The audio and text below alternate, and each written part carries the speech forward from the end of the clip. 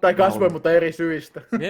Mä jonon niin vitun persestä ylpeästi, niin siinä vaiheessa, jos minun bullshit-argumentti lopettaa toimimasta, mä aion tehdä oikean argumentin.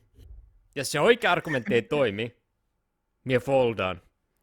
Mutta mie foldaan sillä tavalla, että mie sanon, että okei, siellä saat ostaa sinun oman liittymän.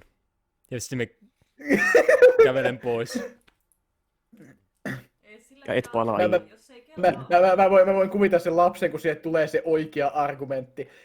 Itse asiassa jos me katsomme THL:n julkaisemaa tilastoa tästä asiasta, niin jos minä antaisin sinulle puhelinliittymän tässä kohtaa, olisi 75% todennäköisesti, että sinä addiktoituisit siihen puhelimeen. Tämä on minun mielestäni tarpeeksi hyvä, se lapset, että mitä vittua.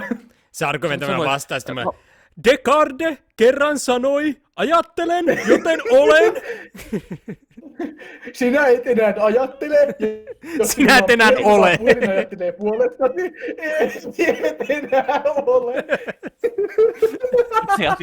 Ja koska sinä et ole, minun ei tarvitse ostaa sinulle liittymää, koska miksi ostaisin liittymän jollekin, mitä ei ole? Itse asiassa Friedrich Nietzsche olisi minun kanssani samaa mieltä. Tai sitten Nietzsche sanoi aikoinaan, että Jumala on kuollut. Jos annan sinulle TikTokin, siellä on Jumala positiivista sisältöä, joten Jumala ei olisi enää kuollut, joten en voi tehdä sinulle niin. Me alan vittu speedrunittaa. Mä alan speedrunittaa niin kirjojen kirjoittamista, aina kun se on eri mieltä, mä lue mun kirje. Mun kirja. Vittu. Sä tiedät, että mä oon oikeassa.